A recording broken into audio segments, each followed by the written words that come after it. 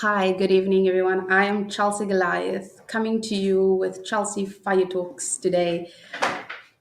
And I just want to explain before I go on air on the radio station, I will be looking that way because my focus will be on the radio station. But don't feel like you cannot engage with me. Drop a comment, drop a like, share the live if you have to. Today we will be discussing everything matric and the life after matric. Welcome, viewers. Welcome, welcome. Share, hit the share button. Share with your mates. Share with your children, with your sister's child, whoever you have on your Facebook. Feel free to share. We will be speaking about matric and all things matric. Like I said at the beginning, please forgive me if I don't make eye contact with you because I will be going live on the radio station as well. But do feel free to engage on the Facebook um, video or live and comment what you want to comment. I will respond as much as I can, whether it be after the live or during the live. I will try and communicate with you all. So yeah, peace and love.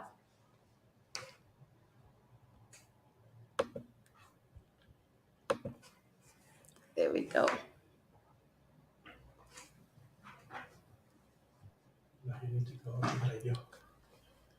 Good evening. This is your girl, Chelsea Goliath, coming to you with Chelsea Fire Talks. Today, we will be discussing all things matric and the life after matric. So, as you all know, today was the day most of the matriculants in South Africa receive their matric results. And this can be a very exciting time for many, but also a very sad and depressing time for others as well. And we bear in mind both. We do not want to rob anyone of their joy, nor do we want others to feel more depressed about what they received today. So there are a couple of questions that I will be addressing that people might have had or that I've heard asked before by people who has now passed or failed matric and they don't know what to do after this, right? So the first question that I want to pose at the listeners is, do you want to go and study or do you want to work? So the first part of the question is, do you want to go and study? And if so, what do you want to go and study? If you have your mind made up already, drop it in the comments and say, I've been accepted or I am starting, drop the university with pride that you will be starting at, whether it be UCT, Stellies, UJ, Rhodes, whatever university it is that you will be starting in the next month. Drop it with pride and congratulations on passing. And for those who feel like they don't know what to do after matric, this is that discussion as well. So oftentimes, there's that pressure on the family and friends to know what you need to study. All your friends might have joined university or got accepted today or got their letter of acceptance or provisional acceptance, and you feel left out. This is not the end of the world. I firstly want to let you know that there are options. If you don't want to go and study at a university, there are colleges as well, technical colleges. If you are the person and you're like, Chelsea, I am not the type of mind technical type of person when it comes to academics, but I'm very good at my hand with my hands. There are technicons, there are places where you learn not just soft skills, but these laborious type of skills such as plumbing, engineering, all these type, mechanical engineering, electrical engineering, whatever it is, even beautician. A lot of people think that this is like a side hustle. No, you can have that as a career. If you love doing nails or pedis and manis, do it. Don't be ashamed of what you want to do. If it is singing, there is universities and colleges that addresses these things like performing arts, singing, there is acting, all of these type of things that you can do. So don't feel like your options are limited. And if it is that you honestly don't know, even though there's all these options, you don't know which one to choose from, I suggest going to someone who can give you career advice, a career coach, a career counselor. And or you might say, Chelsea, my parents are not rich to be paying career coaches. They are free career coaches as well. There's online career coaches, and there's people that you can shadow. I did job shadowing before I applied at a university. I went to work and work for free, by the way. That is a thing, working for free, so that you can develop a passion, something that you are passionate about. And I did that even while I was studying. I was working at MPOs and volunteering so that I can know, even though you might have your mind made up, you can change your mind while doing that thing. I started out thinking that industrial psychology was what I wanted to do until I got my hands dirty with IT and I realized that IT is actually what I want to do. And, Samuel L. Jackson is our biggest role model when it comes to finding yourself even at the age of 47. So it really doesn't matter when you make your mind up, but all you have to do is go out there and give it a try. Don't sit back and allow life to happen to you.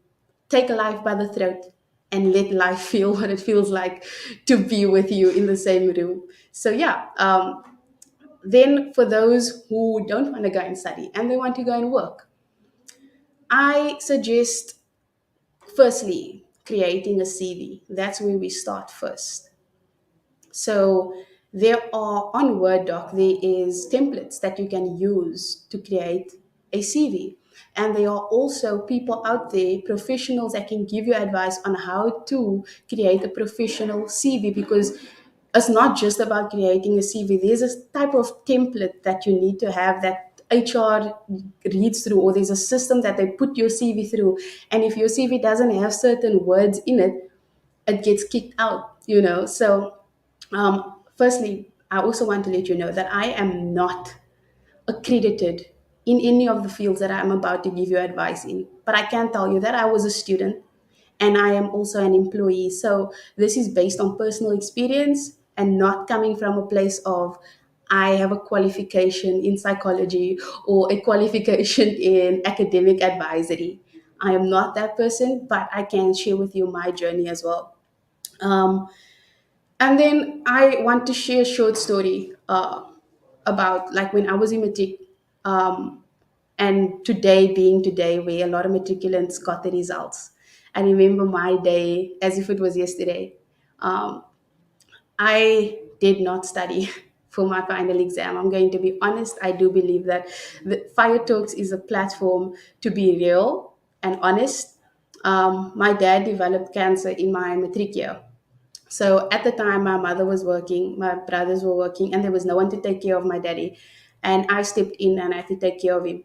No one knew at school, right? So no one was cutting me slack. I still had to show up in every area possible while still having to take care of my father, who then became paralyzed. And I had to, change my father's diaper, all of these things while doing my matric year. And as you know, we all know that matric is not an easy journey to be on, and it's stressful, and you can go through a lot of emotions and a lot of stress and anxiety and the panic of needing to impress your parents and to pass and to make everyone proud, and you fear being a failure. All of these things can be going through your heart, right? And I was going through all of that. um, and I remember my final exam. I only used to like study once for one subject, and that was for business studies in my final term. But bear in mind, just because I didn't study my final term does not mean I did not study the previous terms. The reason why I could do what I did was because I was present in class. I took note. I was participating in class. I was doing my projects that I needed to do. So by the time it was the final year, everything that we learned from first term up until fourth term was still fresh in my brain. You know what I mean?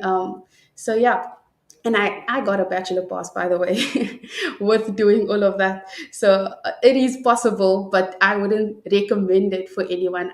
It's better to be prepared than to be unprepared for something that is unknown and that could possibly determine which direction you go in after matric. So yeah, then I did that. I wrote my exam, and then in December, my father passed on. So before I could even get my results, my dad had already passed on. And I remember telling my mother, I think I failed because I had to come to her before she gets the news in a certificate. I already prepared and I said, Mommy, I think I failed because I didn't give my best this term and I know what I'm capable of, and I didn't give my all to my studies, and I fear that I might fail. and we went on a camp. I remember all my friends got their certificate at like 8:30, 9 o'clock the morning. And I wasn't in town, so I didn't get my report or my certificate. So I didn't know what my results were. And everyone is posting, oh, bachelor pass, oh, I passed, oh, pardon, all of this. And I was just like, hey, I didn't get any of these things yet. And I was crying that day. I was like already preparing my heart. And to my surprise, at 6 p.m. that day, I got my results via SMS from the Department of Education. And I passed. I passed by the grace of God and whoever is out there, and myself maybe. I passed. And I had already applied at university before I had finished school, but initially my mind was I want to study law. So I went through the phases of not knowing what I wanted to do. First it was air hostessing, then it was law, then just at the end in matric, before I applied at university, I decided that business studies or EMS is what I want to go into. I didn't know exactly what in EMS, but I knew that I love a little bit of psychology, and I heard of this thing called industrial psychology, which has a bit to do with business studies. And I did it for the first year, and I was like, I'm not happy. Like, I don't want to do this. This is not what I want to go into the field that I want anymore. I thought I knew what I wanted, but now I don't know. And I ended up changing my career path to information systems. And today I work in IT. So I just want to share that as an encouragement for whoever feels like they need to have it all figured out. You have just started life. Matric is not the end of life, it is the beginning of life. It is the beginning of a fresh journey, a new journey, and it is also life's way of giving you a pen so that you can determine your own future with that pen and write your own story. So today, as you got your certificate, whether it said failed or passed, it still gave you a pen. It is up to you to choose what you are going to write in your book of life. What story are you going to write? Is it one of victory and overcoming even the hardest of battles? Or is it someone who is going to succumb to the challenges and say, I give up? I failed. I don't want to do this anymore. Failing matric is not the end of the world. And I know you probably heard this today. Or even passing matric is also not the end of the world. There are more steps to life. It is just the beginning steps to the rest of your life. So don't give up walking this ladder or climbing this ladder, because the beauty of life is that every morning you wake up with new mercies. Whether you want to believe this or not, every morning is a morning that kisses you with mercy to do things differently, to be better than what you were yesterday, to do better today, and to show up. Maybe you didn't show up yesterday. Maybe you didn't show up last year in your matric year. But this year is a new year, and it's a gift to you to redo, to continue, to redo, to undo, whatever you want to do. And I know it sounds like a lot of do's, but that is life. And as we continue, the next question that we're going to speak about is, how do I find my passion? And if I fail, what can I do next? So yeah, I will be playing Last Last by Burner Boy, and I hope you enjoy.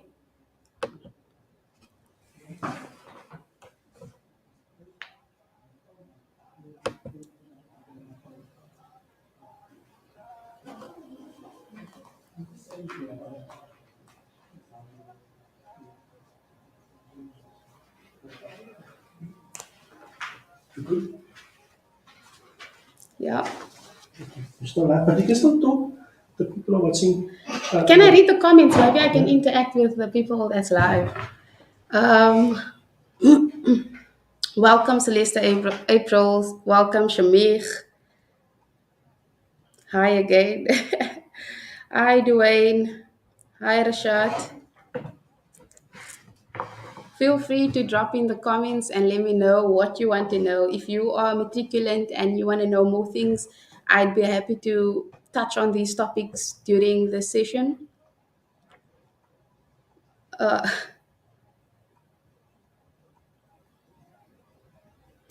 Thank you for the hearts. But yeah, matric is a hectic journey, and then overcoming that is another thing. I think a lot of us think that after you're done with matric, you're done. Let me rest. No, life only begins there, and it's what you make of it. I chose to go after life because I come from a poor background. I did not have handouts or any stepping stone or money. I started from nothing, but I knew that I wanted to be successful. I knew I wanted more out of life than what I was given as a child. So, yeah, choose the life you want and go after it. For too long, we've allowed life to humble us, and we just basically allow the system to tell us what we can and cannot do as brown people, as people of color, as people of disadvantaged backgrounds. We shouldn't allow that. This is our time. This is the greatest time to be a brown man and a brown woman, to represent our people, to stand up and to take life with the chest. Say it with your chest, they say. Thank you so much, Marisha. I appreciate the blessings. And thank you, Carol, for the stars. Do I say Auntie Carol or just Carol? I feel so like my mommy is watching me, telling me, how dare you?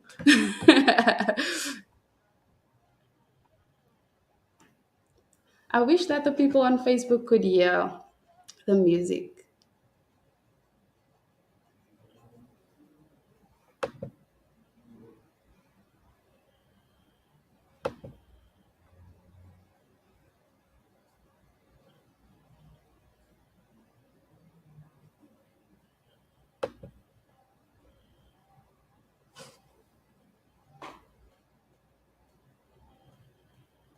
Eh, I like the song. Pero, para, pero, para.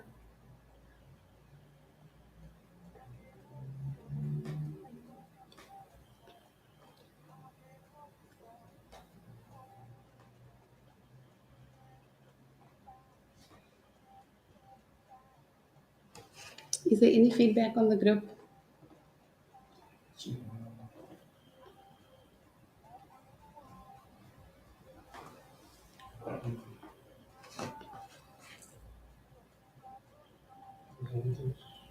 I'm Auntie Pat's elder sister. Oh, Oh, yes, I know who you are. Wow. I love the fact that this family is supporting me all the time. They literally at everything. If it's a gig, they are there. So this is my way of just saying thank you to you live on this platform. I really do appreciate the support always. And I respect people who respect the arts, not just me, but the arts in general, because I think art is a very underrated um, industry.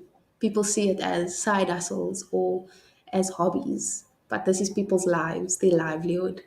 Art is not just another thing we do, it is our hearts wearing it on our sleeves. So, yeah,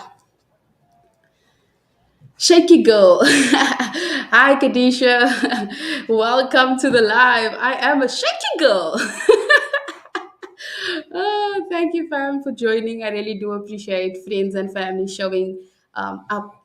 You know, they say sometimes friends become family, and they say also blood is thicker than water, but water shows up very often, sometimes more than blood do. So I really do appreciate that. Big love for you guys.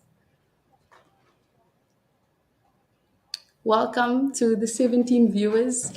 Let's share this live and hopefully we can increase our viewership on the radio station as well, and not just on the live videos on Facebook, but as well as the radio station.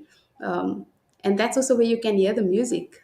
Sadly, on Facebook, you won't be able to hear the music that's currently going down. And I feel like I have fire taste in music. I love music, all genres, whether it is gospel, Afro, colored. I listen to Temple Boy sometimes. So my taste in music is different all the time. It depends on the words and the vibe that it gives me. But yeah, I'm going live now again.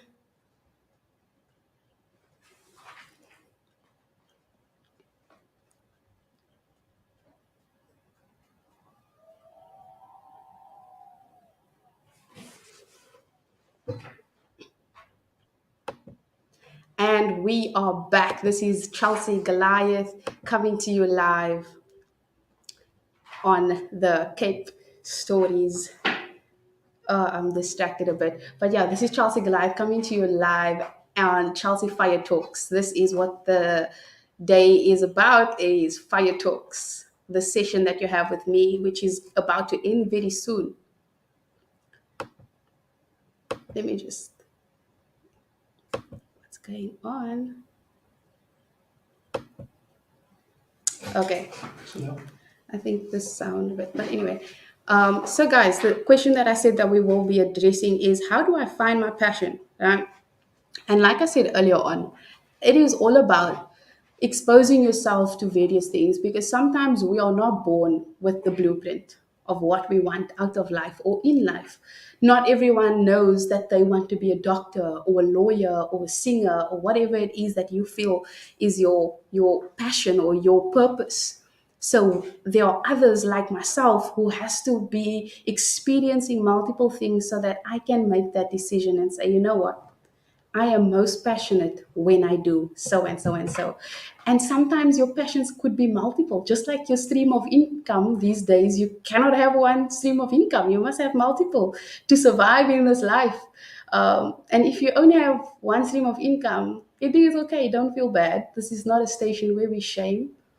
We want you to feel at home and inspired. So if you don't have multiple streams of income, hopefully this session could make you question what other forms of income can I be having after the show. But yeah, your passions can be more than one. For instance, I, Chelsea Goliath, am an example of that. I love poetry, but I also love IT. And then I also love the ocean. And so these passions come together, and I can do all of these things and still feel like I am not confused. And oftentimes, especially in our communities, it is oftentimes shamed on if you are doing more than one thing. And it's almost like, oh, you don't know what you want to do, you're confused. And it's like there's only these praised career paths. And although it is great to be a doctor because we need doctors, it is great to have lawyers because we need lawyers. But that is not everyone's story. That is not everyone's passion. I remember I was grade 10 and I was told that I need to go into science. Just because I was good at it didn't mean that I was passionate about it. There was nothing inside of me that screamed, I want to do this. And that is the mistake oftentimes people make, is they choose their passions based on what they're good at. 9 times out of 10, your passions won't always be what you are the greatest at, but what you feel the greatest worth doing, and where you know that this is what brings out the best out of me. I feel like I'm fulfilling my purpose when I do this thing. It won't be the easiest. It is not always that you're going to be the greatest thing that, like, for instance, there's this book that I'm currently reading. It's called Rich Dad, Poor Dad. And he says, he doesn't love reading about taxes and studying. He hates studying, but he does what he hates to do what he loves. And that's the thing about passions. Sometimes you won't do what you always love doing, but there's an end goal to get you to where you love, or what you love doing, right? Or what you love enjoying. For instance, if you love being rich, that's the thing. People love being rich.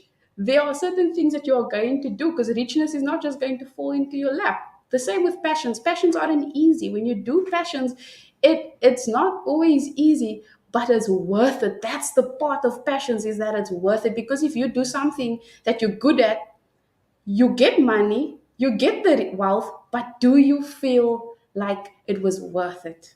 The stress, the losses, the all those things that you experience while doing that thing, do you feel at the end of the day, oh, I it was worth it. I have fulfilled my mandate here on earth while doing this thing. And that is the difference between passion and just skill. Like you're good at that thing.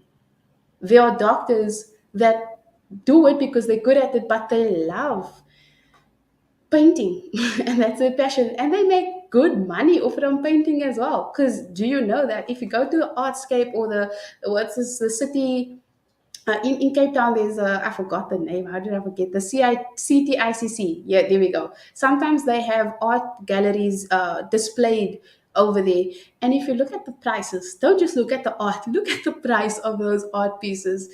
Some of those things are like 1 point something million rand for one art piece.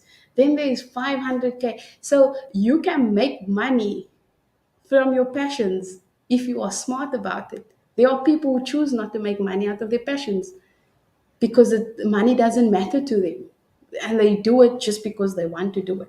So yeah, expose yourself. That's answering the question is expose yourself to various things so that you can find what you love and what brings out the greatest version of yourself and what challenges you and not keep you comfortable because passions, I don't know if anyone has ever told you, oh, my passion has brought me to comfort. I don't know. I'm yet to meet that person, but everyone that I met or know who is chasing their passion, well, not chasing it, but they're loving their passions, they will never tell me that they are comfortable doing what they're doing. They love it, it's worth it, but it's not comfortable. So yeah, that's one. And then I failed and feel like it's the end of the world. What are my options? That is a statement that I can answer, but as I said before, disclaimer: I am not a financial, academic, or career counselor. I am not certified in this area, so do not take my advice as black and white. It is mere experience based on my personal experience that I'm sharing with you. I did not fail on matric level, but I did fail on university. And this is something that I was ashamed of for a very long time. But I do think that it is something that we should not be ashamed of because failure does not determine your character or who you are as a person. I am very spiritual. So there's a scripture in the Bible that says, blessed is the man who falls 7 times and gets back up each time. So I take that very near to my heart and I write it on the tablets of my heart because life is all about disappointments, setbacks, and all of these things. It's not all rosy, and it won't be rosy for the rest of your life. But what I can say is that there are blissful moments and seasons. And then there are also hardships and failing and disappointment. But it's all about how you respond to those things, right? So I failed. And for a minute there, I almost gave up on my studies because I could not handle failure.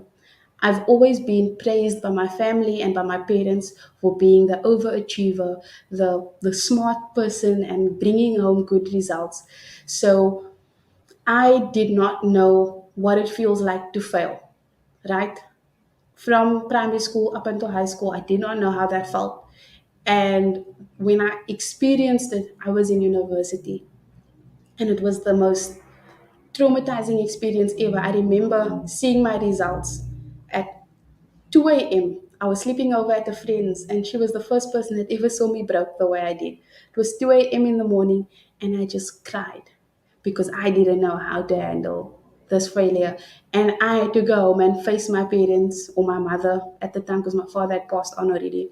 I had to go and tell her, like, I failed and I'm repeating a year, and it was not the nicest thing. At least I could repeat a year. I know some matriculants, like, you can't undo the year, but you can go and rewrite. This is one of the things that I'm going to get to before I close. There are options like rewriting your exam, right? There is also night school that you can do in the future if you want to. If you feel like you need to take a break from studying in general because it has affected your mental health and it has really just been detrimental to your well-being, then I do recommend taking a break for a while, finding yourself, going and finding your worth again, and not looking at yourself through the lens of failure. If it is that you have to go and work or go and volunteer for something to come up again on the inside of you, maybe you've lost your zeal for life because of this failure, or you've lost your zeal for a career in general because now you feel like, what university or what college or what job is going to take me with these results? Trust me, there are people, There is a breakthrough, and I can't promise you that you're going to get your first acceptance letter from a company if you do go and throw in your CV. Trust me, I had a whole degree and I got rejected.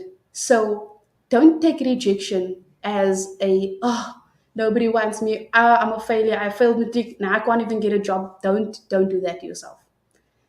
Speak to yourself in the morning, every morning, and say, today is my day. Even if it comes back and it's not your day, keep on saying it until you experience that that day is really your day. I got over 100 rejections. I used to screenshot every rejection and I used to keep it in my profile because I knew one day, one day I'm going to use this as a testimony to show that I have applied for every job possible and I got rejected. And today I got the job that I've always wanted. And I had my moment last year and I could be a testimony to many people. And I hope today I can encourage someone who's listening to the radio station, or that if you are live on this Facebook channel, that your day will come. Maybe not today, maybe not tomorrow, but it will come. There is light at the end of the tunnel. And with that, I want to close, and I hope that you were inspired. And as a matric student who has passed, congratulations. Your life is about to take off on a roller coaster. If you have failed and you feel like a failure, I say to you as well, your life is about to take off on a roller coaster. Enjoy the ride and scream if you have to, cry if you have to, but enjoy it and say, at least I did it. So, yeah, goodbye. And that is Chelsea Goliath. Fire Talks with Chelsea Goliath. Enjoy the rest of your day, family.